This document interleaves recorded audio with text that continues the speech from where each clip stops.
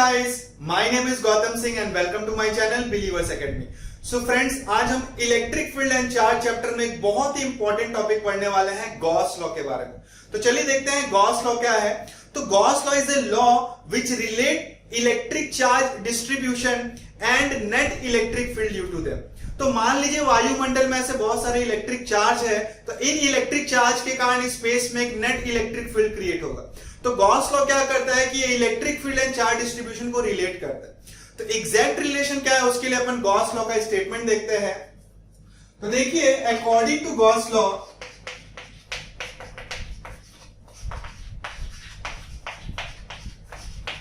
The total electric flux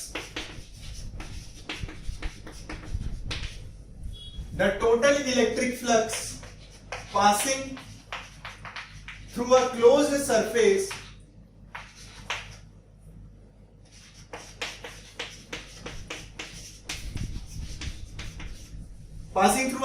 surface is equal to 1 by epsilon naught times the total charge enclosed within the surface।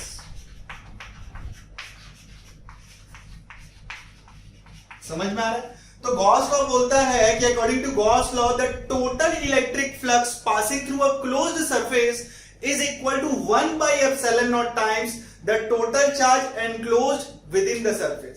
तो धीरे धीरे समझते हैं क्या बोलना चाह रहा है। मान लीजिए यहां पे कई सारे चार्जेस है, Q1, Q2, Q3, Q4 और Q5। इनके कारण स्पेस में एक नेट इलेक्ट्रिक फील्ड क्रिएट हो जाएगा, है ना। ये जो इलेक्ट्रिक फील्ड है ये सबके कारण, ठीक है, ओके। तो मान लीजिए अपन एक क्लोज सरफेस इमेजिन कर रहे हैं। क्लोज सरफेस को अपन गॉसियन सरफेस भी बोलते हैं। तो मान लीजिए क्लोज सरफेस है ना। तो इस क्लोज सरफेस से जो नेट इलेक्ट्रिक फ्लक्स रहेगा, तो नेट इलेक्ट्रिक फ्लक्स कैसे निकाल सकते हैं? E डॉट ds का क्लोज इंटीग्रेशन। क्लोज इंटीग्रेशन का मतलब है जिस एरिया से स्टार्ट किए फ्लक्स निकालना, पूरा घूम के वहीं आ जाएगा। तो टोटल इलेक्ट्रिक फ्लक्स निकालो। तो टोटल इलेक्ट्रिक फ्लक्स ये है। इंटीग्रेशन का क्या मतलब होता है? समेशन। तो एक छोटे से एरिया में अपन ने फ्लक्स निकाला और इंटीग्रेट का मतलब है सारे फ्लक्स को हमने जोड़ दिए। तो टोटल इलेक्ट्रिक फ्लक्स जो इस सरफेस से पास हो रहा है वो होगा Q inside by epsilon not. अब Q इनसाइड क्या होगा? जो गॉसियन सरफेस के अंदर चार्ज। तो गॉसियन सरफेस के अंदर इस बार चार्ज कितना है? केवल Q4। तो इस केस में, इस पर्टिकुलर केस में E डॉट ds क्या हो जाएगा? Q4 by epsilon not. समझ में आ रहा है? तो कई सारे चार्जेस थे, उनके कारण नेट इलेक्ट्रिक फील्ड था। हमने खुद से गॉसियन सरफेस इमेजिन किया। तो नेट इलेक्ट्रिक फ्लक्स जो उस गॉसियन सरफेस से पास हो रहा है वो किसके इक्वल होगा? 1 by epsilon naught times charge enclosed within the surface. Clear? तो चलिए, और एक और इंपॉर्टेंट चीज है कि भैया एप्सिलॉन नॉट तो जानते हैं आप लोग, कूलम्स लॉ अपन पढ़ चुके हैं। एप्सिलॉन नॉट क्या है? परमिटिविटी ऑफ फ्री स्पेस, है ना। और इसकी वैल्यू क्या होती है? 8.85 इंटू 10 की पावर -12। और इसका यूनिट क्या होता है? कूलम स्क्वायर पर न्यूटन मीटर स्क्वायर, है ना। ये इसी से तो आया था Q1 Q2 by R square, और K की value 1 by 4 pi epsilon naught रहती है। तो उससे आप जो है यूनिट इसका निकाल सकते हैं। क्लियर?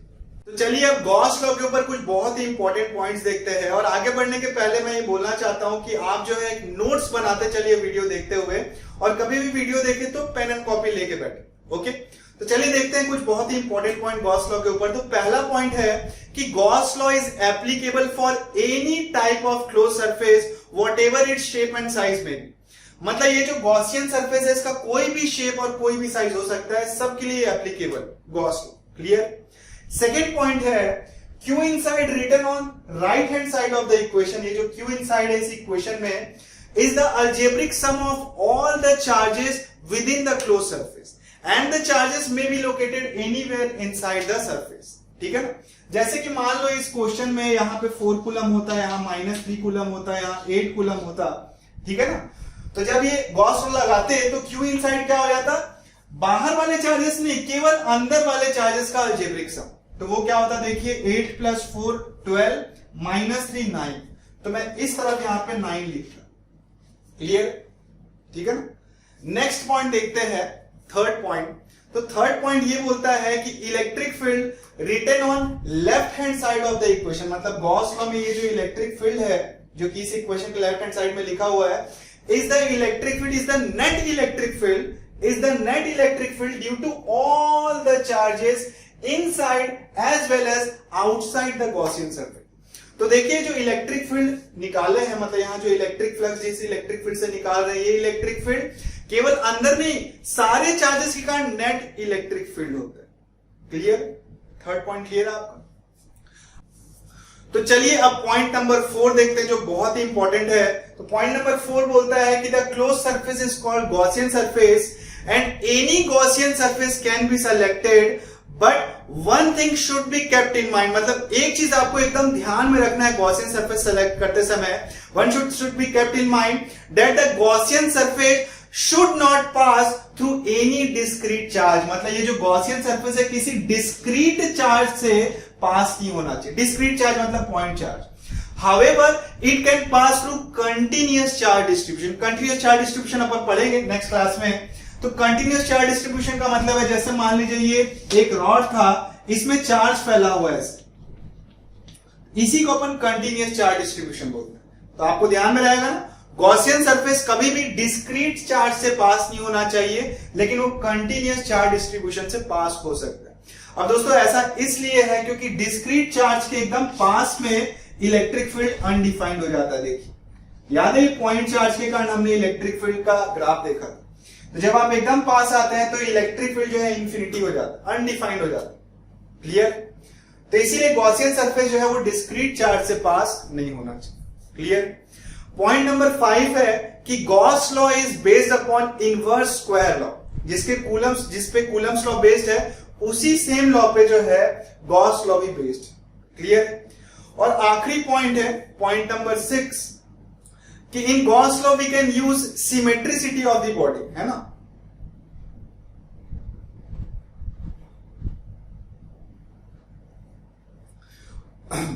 और देखिए पॉइंट नंबर 6, और देखिए पॉइंट नंबर 6 बहुत इजी है। पॉइंट नंबर 6 बोलता है कि in the question relating Gauss law we can use symmetricity.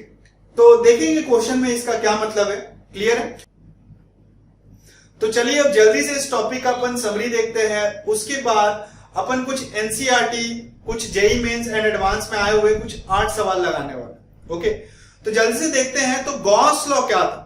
तो गॉस लॉ चार्ज डिस्ट्रीब्यूशन और इलेक्ट्रिक फील्ड के बीच में एक रिलेशन था, और गॉस लॉ का स्टेटमेंट ये बोलता है कि the total electric flux passing through a close surface is equal to 1/ε0 times the charge enclosed within the surface. समझ में आ रहा है? तो E dot ds, close integration E dot ds आपको क्या मिल जाएगा? Total electric flux is equal to 1/ε0 times Q inside. Clear है? इसके बाद 6 कुछ बहुत ही इंपॉर्टेंट पॉइंट हमने देखा। पहला पॉइंट देखा कि भाई शेप ऑफ जो आपका गॉसियन सरफेस है कुछ भी हो सकता है। दूसरा जो Q इनसाइड है वो केवल अंदर वाले चार्जेस का अलजेब्रिक सम है, और वो चार्जेस कहीं पे भी हो सकते हैं।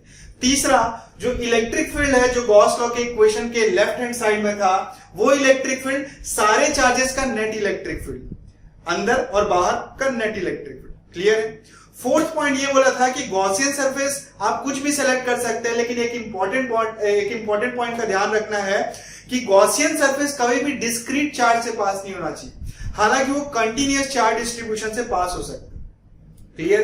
फिफ्थ पॉइंट था कि जो गॉस लॉ है वो इनवर्स स्क्वायर लॉ के ऊपर बेस्ड है। ओके, और 6 पॉइंट बोला है कि क्वेश्चन जिसमें गॉस लॉ से रिलेटेड जो क्वेश्चन आते हैं उसमें आप सिमेट्रिसिटी का इस्तेमाल कर सकते हैं। तो देखिए ये पहला सवाल है, ये पहला सवाल एनसीईआरटी बुक में दिया हुआ है। तो इसमें दिया है कि careful measurement of net electric field at the surface of black box, मतलब एक ब्लैक बॉक्स है कुछ, तो भी उसके सरफेस पे हमने नेट इलेक्ट्रिक फील्ड का केयरफुल मेजरमेंट किया, और अपने को पता चल रहा है कि total outward flux through the surface of the box is 8 × 10³ newton metre square per coulomb. तो इससे जो नेट फ्लक्स होगा वो कितना दिया हुआ देखिए, 8 × 10³ newton metre square per coulomb. Clear? तो उसमें पहला सवाल पूछा है कि what is net charge inside the box. तो इस चार्ज के अंदर इस बॉक्स के अंदर नेट चार्ज कितना है? ओके, तो चलिए आराम से इसमें गॉस लॉ लगाते हैं। तो गॉस लॉ क्या बोलता है? Net flux is equal to Q inside by epsilon naught. तो नेट फ्लक्स कितना है आपका? 8 इंटू 10 की पावर 3। क्यू इनसाइड आपको निकालना है और एप्सिलॉन नॉट की वैल्यू क्या हो जाएगी? 8.85 इंटू 10 की पावर -12। तो क्यू इनसाइड आ जाएगा, देखिए अगर आप मल्टीप्लाई करें तो 8 5 40, 64 68, 8 8 या 64 और ये आ गया 70.80 और ये हो गया 10 की पावर -9। ठीक है, तो अगर मैं इसको अगर माइक्रो में कन्वर्ट करूं तो मैं 1000 से मल्टीप्लाई डिवाइड कर दूंगा तो क्यू इनसाइड आ जाएगा 0.07 माइक्रो कूलम। समझ में? अगर 1000 से मल्टीप्लाई और 1000 से डिवाइड कर दिए तो ये 10 की पावर -6 हो जाएगा और 1000 से डिवाइड करने से ये इधर हो जाएगा।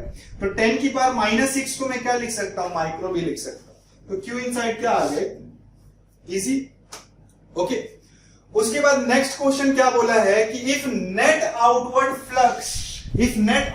Flux through the surface of box were 0। मान लीजिए जो नेट आउटवर्ड फ्लक्स था वो क्या हो जाता? 0 हो जाता।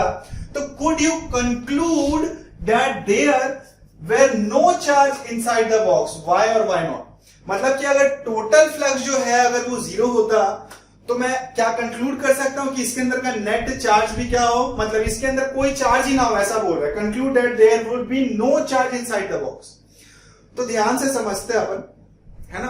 तो गॉस लॉ क्या बोलता है कि net flux is equal to Q inside by epsilon naught. तो देखो जरूरी नहीं कि इसके अंदर कोई चार्ज ही ना हो अगर फ्लक्स 0 हुआ। हो सकता है इसके अंदर चार्ज हो लेकिन चार्जेस का जो अलजेब्रिक सम है वो क्या हो जाए? 0 हो जाए। जैसे इसके अंदर हो सकता था कि 4 कूलम, -2 कूलम और -2 कूलम चार्ज। ठीक है, तो नेट फ्लक्स इस बार क्या हो रहा है? 0 हो रहा है, क्वेश्चन में दिया हुआ है। और देखो क्यू इनसाइड भी क्या है? 0 है। तो क्यू इनसाइड का मतलब ये नहीं कि एक सिंगल चार्ज है कि नहीं है। क्यू इनसाइड का मतलब होता है algebraic sum of all the charges. तो चार्जेस हो सकते थे इसमें हो लेकिन उनका सम क्या होगा? 0। क्लियर? तो इसका आंसर होगा कि ऐसा नहीं है, है ना? ऐसा नहीं है कि उसके अंदर चार्ज होगा ही नहीं होगा, ये 100% नहीं बोल सकते। मे और मे नॉट, हो सकता है उसके अंदर चार्ज नहीं होता या हो सकता है उसके अंदर चार्ज हो जिनका अलजेब्रिक सम क्या हो? 0। क्लियर? तो चलिए अब अपन नेक्स्ट क्वेश्चन की तरफ बढ़ते हैं। तो देखिए क्वेश्चन नंबर 2 ध्यान से पढ़िए। क्वेश्चन नंबर 2 दिया है कि अ पॉइंट चार्ज +10 माइक्रोकूलम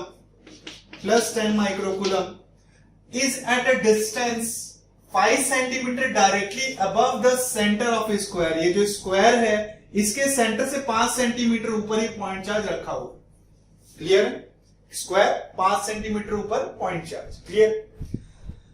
ठीक है, स्क्वायर का लेंथ दिया है, side length 10 centimetre. What is the magnitude of electric flux through the square? इस स्क्वायर से कितना इलेक्ट्रिक फ्लक्स पास हो रहा हो? क्लियर? तो देखिए अब अपन गॉस लॉ ये ओपन सरफेस पे तो लगा नहीं सकते, अपन क्लोज सरफेस पे लगाना पड़ेगा। तो जस्ट इमेजिन कीजिए कि इस स्क्वायर से अगर मैं और ऐसे 5 स्क्वायर लगा दूं तो ये क्या हो जाएगा? क्यूब हो जाएगा। तो मान लेते हैं एक इमेजिनरी सरफेस ऐसा क्यूब दिख रहा, एक ऐसा इमेजिनरी सरफेस मान लीजिए क्यूब। तो अब ये जो चार्ज है ये क्या है? क्यूब के एकदम बीचों बीच आ गया। तो इस पे आप गॉस लॉ लगा दीजिए। तो टोटल फ्लक्स जो होगा जो क्यूब से पास हो रहा होगा, टोटल फ्लक्स वो कितना हो रहा होगा? क्यू बाई एप्सिलॉन, है ना? इस क्यूब से टोटल इलेक्ट्रिक फ्लक्स। अब ध्यान से देखो क्योंकि एकदम बीचों बीच रखा है तो जितने लाइंस इस फेज से पास हो रहे होंगे उतने ही लाइंस इस फेज से, उतने ही लाइंस बाकी के भी फेसेस से पास हो रहे होंगे। क्लियर? मतलब ये सरफेस में अगर फ्लक्स फाई होगा तो इसमें भी फाई फाई, सारे फेस में फ्लक्स क्या होगा? सेम होगा। क्यों? सिमेट्रिसिटी के कारण। पॉइंट नंबर 6 याद कीजिए, है ना? तो अगर टोटल फ्लक्स जो है वो क्यू बाई एप्सिलॉन नॉट है तो एक फेज से फ्लक्स कितना हो जाएगा? Q by 6 epsilon. तो एक फेज से अगर ये फेज को मैं एबीसीडी बोल दूं, इस फेज से जो फ्लक्स होगा, फ्लक्स थ्रू एबीसीडी, वो क्या हो जाएगा? Q by 6 epsilon. तो यहां वैल्यू डाल दीजिए, ये कितना है? 10 माइक्रोकूलम, 10 की पावर -6 अपॉन 6 इंटू 8.85 into 10 की पावर -12। क्लियर? तो जब आप कैलकुलेशन करेंगे तो ये वैल्यू आती है 1.8 into 10 की पावर 5 न्यूटन मीटर स्क्वायर पर। समझ रहे ना? तो आपको हमेशा ही ऐसी सोचना है, जैसे यहां चार्ज था तो मैं एक इमेजिनरी सरफेस सोच लिया कि अगर ऐसे ही 5 और फेस लगा दूं तो ये क्यूब के एकदम बीचों बीच आ जाएगा, है ना? और गॉस लॉ के हिसाब से जो टोटल फ्लक्स जो क्यूब से पास हो रहा होगा वो क्यू बाय एप्सिलॉन नॉट होगा।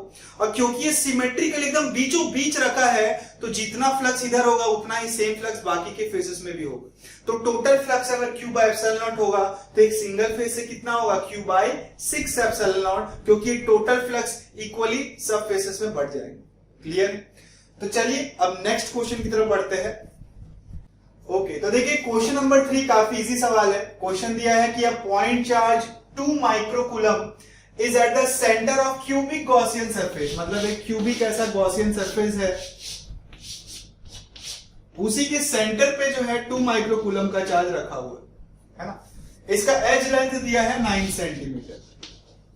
इसमें दिया है what is the net electric flux through the surface, मतलब इस क्यूबिक गॉसियन सरफेस से नेट इलेक्ट्रिक फ्लक्स क्या होगा?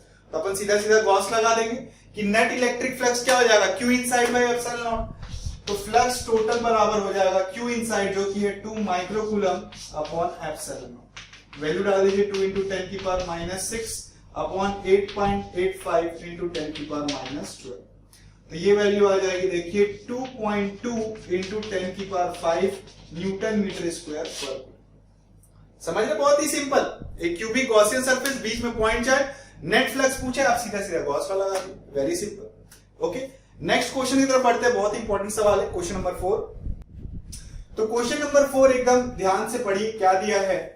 अ point charge causes an electric flux of -1 into 10 की power 3 newton metre square per coulomb to pass through a spherical surface of 10 centimetre radius, है ना? इसका radius 10 centimetre है, centred on the charge. तो ये जो चार्ज है वो स्फेरिकल सरफेस के बीचों बीच रखा है, जिसके कारण इस स्फेरिकल सरफेस में जो नेट फ्लक्स है वो इतना है। चार्ज के बारे में अपने को नहीं पता, है ना? चार्ज ऐसा सरफेस, और उस सरफेस, इस चार्ज के कारण इस सरफेस में नेट फ्लक्स इतना आ रहा है। पहला सवाल बोला है कि if radius of sphere is double, मतलब इस स्फीयर का रेडियस को अपन डबल कर दे, how much flux would pass through the surface. तो अब इसके फ्लक्स में कितना चेंज आएगा? तो देखो पहले जो फ्लक्स टोटल था वो क्या था? Q inside by epsilon not. अब जो फ्लक्स टोटल होगा, तो ध्यान से देखो, अगर इसका रेडियस 2 टाइम्स कर दे या 100 टाइम्स कर दे, उसके अंदर जो नेट चार्ज है वो तो अभी भी कितना है? सेम ही है जितना पहले था। फिर से समझिए आप, ये सरफेस था, इसके बीच में 2 कूलम चार्ज, अभी सरफेस का रेडियस डबल कर दे तब भी तो नेट इनसाइड चार्ज कितना है? 2 कूलम ही। तो रेडियस डबल करने से भी नेट फ्लक्स क्या हो रहा है? सेम ही रह रहा है। क्यों? क्योंकि क्यू इनसाइड सेम ही और एप्सिलॉन नॉट तो कांस्टेंट। तो यहां पे आंसर क्या आएगा? सेम। और कितनी होगी वैल्यू? -1 into 10 की power. Clear? Second question easy है, बोल रहा है कि इस पॉइंट चार्ज की वैल्यू निकालो। तो ठीक है, अपन गॉस लॉ लगाएंगे और चार्ज की वैल्यू निकाल लेंगे। समझ रहे थे? ये बहुत ही इंपॉर्टेंट था फर्स्ट पार्ट, कि किसी सरफेस से अगर क्यू इनसाइड है सरफेस का, अगर रेडियस डबल कर दो, ट्रिपल कर दो, कितना भी कर दो, तो उससे जो नेट फ्लक्स पास हो रहा है उस चार्ज के कारण सेम ही रहने वाला। समझ में आ रहा है? हालांकि एक केस और हो सकता है, जैसे कि यहाँ Q1 था, यहाँ Q2 था, अब ये सरफेस का रेडियस बढ़ा दिए, तो अब जो है नेट फ्लक्स चेंज हो जाएगा। क्यों? क्योंकि क्यू इनसाइड अब Q1 + Q2 हो जाएगा। क्लियर? लेकिन इस केस में पहले भी Q1 था और बाद में भी सेम ही चार्ज, इसीलिए फ्लक्स चेंज नहीं। तो चलिए पॉइंट चार्ज की वैल्यू निकालते हैं गॉस लॉ से। तो नेट फ्लक्स -1 into 10 की power 3 is equal to Q inside by epsilon naught 8.85 into 10 की पावर -12। तो क्यू इनसाइड हो जाएगा, देखिए मल्टीप्लाई हो जाएगा, तो -8.85 into 10 की पावर -9। तो क्यू इनसाइड को मैं लिख सकता हूं -8.85 नैनो कूलम। क्लियर? तो चलिए क्वेश्चन नंबर 5 देखते हैं। तो क्वेश्चन नंबर 5 देखिए, इजी सवाल है। If a point charge Q0 is kept as shown in figure, मतलब Q0 को देखिए एक हेमिस्फीयर के यहां सेंटर पे रखे हैं, find net electric flux through hemisphere. तो देखिए अगेन क्लोज सरफेस बनाने के लिए मैं क्या करूंगा, ऐसा एक हेमिस्फीयर और इमेजिन कर लूंगा, ठीक है। तो अब ये जो स्फीयर के एकदम बीचों बीच एक क्यू नॉट रखा हुआ, तो टोटल फ्लक्स थ्रू स्फीयर कितना हो जाएगा, क्यू बाई एप्सिलॉन नॉट, है ना। इस स्फीयर के अंदर क्यू चार्ज है, तो इस स्फीयर से टोटल फ्लक्स जो पास होगा वो कितना होगा, क्यू बाई एप्सिलॉन नॉट। अब क्योंकि एकदम बीचों बीच रखा है, तो इससे जितना फ्लक्स पास हो रहा होगा उतना ही सेम ऊपर भी पास हो रहा होगा, तो क्यू बाई एप्सिलॉन नॉट क्या हो जाएगा, आधा आधा बढ़ जाएगा, है ना, क्योंकि ऊपर तो सरफेस से काउंट नहीं करना, नीचे वाले सरफेस से काउंट करना है। तो क्योंकि total flux Q by epsilon not था, तो आधे सरफेस में कितना जा रहा होगा, क्यू बाई 2 एप्सिलॉन नॉट। तो क्यू फ्लक्स तो हेमिस्फीयर हो जाएगा Q not epsilon not by 2। Clear, बहुत इजी सवाल। चलिए नेक्स्ट क्वेश्चन देखते हैं। देखिए जो क्वेश्चन नंबर 6 है, ये अभी तक का सबसे इंपॉर्टेंट सवाल है और सबसे कठिन सवाल भी है। तो क्वेश्चन ये है कि अ point charge Q not is placed at one of the corner of a cube. तो मतलब अगर अपन इसको क्यूब इमेजिन करें, तो इस बार जो चार्ज है वो एक कॉर्नर पे रखा हुआ है, यहां पे मान लीजिए रखा होगा। क्लियर, आगे बोला है कि ऑफ साइड लेंथ ए, मतलब इसका साइड लेंथ ए दिया है, तो आपको फाइंड करना है net electric flux through cube, मतलब इस फ्लक्स से नेट इलेक्ट्रिक फ्लक्स कितना जाएगा। दूसरा है electric flux through each face, हर एक फेस से कितना इलेक्ट्रिक फ्लक्स जाएगा। समझ रहे, तो ध्यान से समझिए, ये मान लीजिए क्यूब है, उसके एक यहां कॉर्नर पे क्यू नॉट चार्ज रखा, तो ध्यान से देखिए ये जो क्यू नॉट चार्ज है उसको अपन अंदर नहीं लिए, कॉर्नर में बाहर रखा हुआ। तो अब अपने को इमेजिन करना पड़ेगा कि कैसे इसको जो है एकदम बीचों बीच लाए। तो जस्ट इमेजिन कीजिए कि इसके आसपास ऐसे दिख रहा होगा आपको, इस तरीके से 4 क्यूब और रख दिख रहा है। ये यहाँ पे कॉर्नर पे था ना, यहाँ कॉर्नर पे था, तो मैं यहाँ एक डब्बा रखा, यहाँ एक डब्बा रखा, यहाँ एक डब्बा रखा, सेम साइज। तो अभी भी ये जो है बीच में नहीं आया। तो इसके बाद क्या करूंगा, इसके ऊपर भी ऐसे 4 डब्बे रखने को मैं इमेजिन करूंगा। ये देखिए इस तरीके से दिख रहा है आपको। तो देखिए मैं क्या करूंगा कि इस चार्ज के आसपास 1 2 3 और ऊपर 1 2 3 4। अब ये जो क्यूब है, ये जो क्यूब के यहाँ जो चार्ज रखा है, ये एकदम बीचों बीच आ चुका है ना। अगर आप 8 डिब्बे इमेजिन कीजिए, 1 2 3 4 5 6 7 8, तो अब वो एकदम बीचों बीच है। तो देखो अब ये जो बड़ा सा एक क्यूब बना है, इस क्यूब को अगर अपन 8 क्यूब जोड़ के क्यूब बनाएंगे, तो जो बड़ा क्यूब बना है उसके एकदम बीचों बीच ये चार्ज सिचुएटेड। समझ में आ रहा है। तो टोटल फ्लक्स जो उस पूरे सिस्टम से पास होगा वो कितना होगा, Q by epsilon naught, Gauss law के हिसाब से, है ना। Total flux passing through a closed surface is equal to Q inside by epsilon naught. तो ये जो 8 क्यूब को रखने के बाद ये जो बड़ा क्यूब बन रहा है उसके थ्रू कितना फ्लक्स पास होगा, क्यू बाई एप्सिलॉन नॉट। अब ध्यान से देखो एकदम बीचों बीच रखा है, किसके, वो 8 क्यूब के बीच। तो हर एक क्यूब से क्या होगा, इक्वल पास होने वाला है। तो अगर क्यू बाई एप्सिलॉन नॉट को 8 से डिवाइड करें तो कितना होगा, क्यू बाई ए 8 एप्सिलॉन। तो हर एक क्यूब से कितना कितना फ्लक्स पास हो रहा होगा, Q by 8 epsilon not, Q by 8 Q by 8 Q by 8, इस तरीके से आटो में पास होगा। तो पहला क्वेश्चन का आंसर समझ में आ रहा है थोड़ा इमेजिनेशन से, कि एक जो क्यूब है, ये जो अपन ने एक ये जो सिंगल क्यूब है, उससे फ्लक्स जो पास होगा वो कितना होगा, क्यू नॉट बाई 8 एप्सिलॉन। ठीक है, फिर से मैं समझाता हूं जिनको समझ में नहीं आ रहा। ध्यान से देखिए, यहां पे क्यू नॉट चार्ज वो बाहर था, अंदर नहीं था, तो अपन वहां पे गॉस लॉ नहीं लगा सकते। तो अपन क्या करते हैं, अपन एक इमेजिन कर रहे हैं कि इसके इधर एक क्यूब रख दे, इधर एक क्यूब रख दे, इधर एक क्यूब रख दे, और वैसे ही 4 क्यूब ऊपर भी रख दे। तो एक जो बड़ा सा इमेजिनरी क्यूब है उसके एकदम बीच में ये चार्ज आ रहा है। तो टोटल फ्लक्स जो बड़े सरफेस से पास हो रहा है वो क्यू बाई एप्सिलॉन नॉट होगा। अब क्योंकि ये एकदम सिमेट्रिक है, ये 8 क्यूब से, तो हर एक सिंगल क्यूब में कितना फ्लक्स जा रहा होगा, क्यू बाई 8 एप्सिलॉन। जो टोटल फ्लक्स है वो 8 में बढ़ गया होगा। तो एक क्यूब, इस वाले क्यूब से जो फ्लक्स पास हो रहा है वो कितना हो रहा है, क्यू बाई 8 एप्सिलॉन। क्लियर, ये आंसर। अब हो रहा है कि हर एक फेस से, इस फेस से कितना कितना फ्लक्स पास हो। इसके लिए आपको थोड़ा दिमाग लगाना पड़ेगा सेकंड क्वेश्चन के लिए। ध्यान से देखिए, तो इसके लिए आप इलेक्ट्रिक फील्ड लाइन सोचिए, क्योंकि इलेक्ट्रिक फ्लक्स का मतलब ही क्या होता है, lines passing through the given area. ध्यान से देखिए, फिर से क्यूब बनाते हैं, ध्यान से देखिए, यहां से जो इलेक्ट्रिक फील्ड लाइंस होगा वो ग्लाइड करते हुए निकल जाएगा ये वाले सरफेस, और वैसी इस सरफेस से, और वैसी इसके पीछे सरफेस से। तो जस्ट इमेजिन कीजिए यहाँ पे चार्ज रखा है, तो इससे इलेक्ट्रिक फील्ड लाइन से ग्लाइड करते हुए निकल गया, इस फेस से भी ग्लाइड करते हुए निकल गया, और इस फेस से भी ग्लाइड करते हुए निकल गया। तो ये तीनों सरफेस से जो फ्लक्स होगा वो कितना होगा? 0। तो ये सरफेस से फ्लक्स 0 हो गया, इस वाले सरफेस से भी फ्लक्स क्या हो जाएगा? 0 हो जाएगा, है ना? क्लियर? और ये जो पीछे वाला सरफेस है इससे भी फ्लक्स क्या हो जाएगा? 0 हो जाएगा। थोड़ा आपको इमेजिन करना पड़ेगा चीजों को। तो ये जो पॉइंट चार्ज यहां रखा था, इससे अटैच तीनों फेस पे जो फ्लक्स होगा वो क्या हो जाएगा? 0 हो जाएगा। अब सोचिए इस फेस के बारे में, इस फेस के बारे में और इस फेस के बारे में। दिख रहा है? चार्ज यहां पे रखा हुआ है, ध्यान से समझिए, और आपको इमेजिन करना है ये सरफेस, ये सरफेस, ये सरफेस। अब ये सरफेस से जो टोटल फ्लक्स है वो Q/8 एप्सिलॉन नॉट है, और ये जो तीनों फेस है वो इस चार्ज से इक्वली जगह पे रखे हुए, मतलब तीनों एकदम इक्विवेलेंट। तो Q/8 एप्सिलॉन नॉट क्या हो जाएगा? ये तीनों में इक्वली बढ़ जाएगा। तो इन तीनों सरफेस से ये सरफेस, इसके पीछे वाला सरफेस और नीचे वाले सरफेस से हर एक फेस से Q/24 एप्सिलॉन नॉट पास होगा।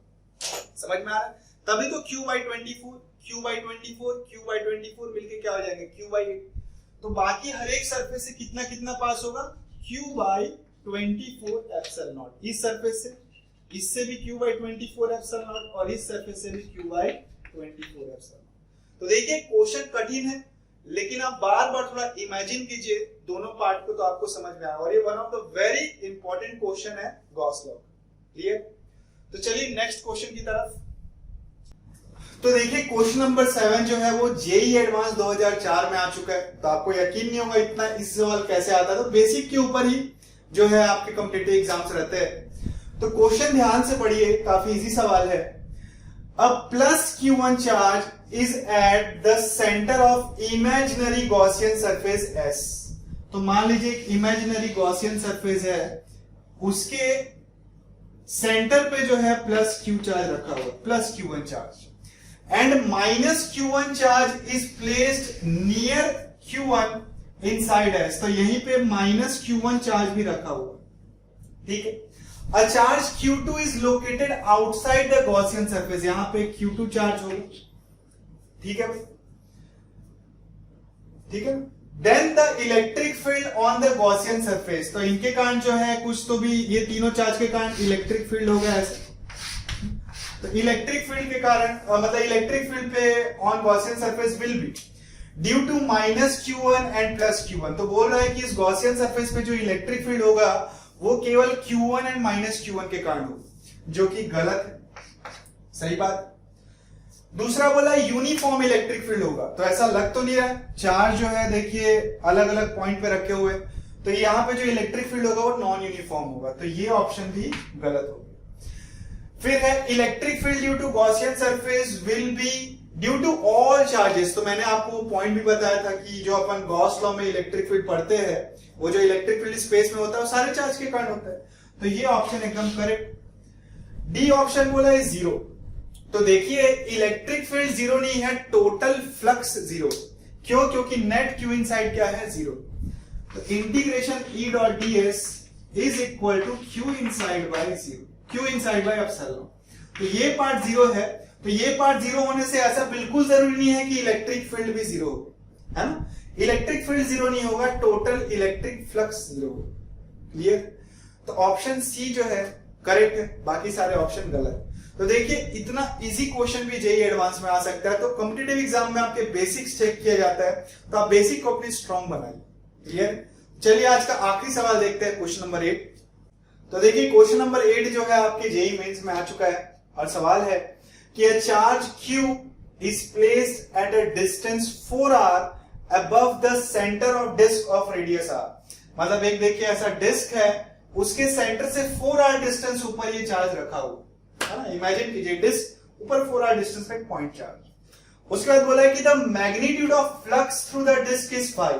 तो इसे जो लाइंस ऐसे निकल रही होंगी उसके कारण इस पे जो फ्लक्स है वो कितना जा रहा है? अभी 5 जा रहा है अभी। Now a hemispherical cell of radius r is placed over a disk such that it forms a closed surface। तो मान लीजिए एक ऐसा हेमिस्फेरिकल सेल ऐसे रख दिए, अब ये क्लोज सरफेस बन गया। तो बोल रहा है कि then the flux through curved surface is, तो इस कर्व्ड सरफेस से कितना फ्लक्स जाएगा। क्लियर। तो देखिए इसमें आप गॉस लॉ लगा सकते हैं। तो गॉस लॉ लगाते हैं कि जो टोटल फ्लक्स इस गॉसियन सरफेस से जा रहा होगा, फ्लक्स टोटल, वो क्या होगा, Q inside by epsilon. Clear. Gaussian surface से हमने क्या लिया है, हेमिस्फीयर, ये देखिए ये और ये। तो देखिए फ्लक्स टोटल कितना हो जाएगा, Q इनसाइड, इसके अंदर कितना चार्ज है, 0, तो फ्लक्स टोटल हो गया 0। अब देखिए फ्लक्स स्केलर क्वांटिटी है, इस मतलब जितनी भी फ्लक्स होती है इंडिविजुअली आप उसको जोड़ सकते हैं। तो अभी जो नेट फ्लक्स है वो दो कारणों से है, flux due to curved surface and flux due to disc. तो देखिए कर्व्ड सरफेस के कारण आपको निकालना है और डिस्क के कारण दिया हुआ, देखिए डिस्क के कारण फ्लक्स कितना दिया है, फाई दिया हुआ। तो कर्व्ड सरफेस के कारण जो होगा, ये कर्व लिख लीजिए, +5 बराबर 0। तो देखिए flux due to curve surface कितना आ रहा है, -5 है ना, 5 को उधर भेजिए। तो इनमें से सी ऑप्शन जो है वो आपका करेक्ट है। ओके। तो देखिए और आपको सेल्फ स्टडी करना पड़ेगा, एक वीडियो से ही आपको पूरा टॉपिक समझ में नहीं आ जाएगा। तो घर पे भी आप सेल्फ स्टडी कीजिए, डिस्क्रिप्शन बॉक्स में जो कांटेक्ट है उससे जाके आप डाउट भी पूछ सकते हैं। ओके। तो अगर ये वीडियो आपको पसंद आया हो तो लाइक करें, हमारे वीडियो को शेयर करें और हमारे चैनल को सब्सक्राइब करें। Thank you.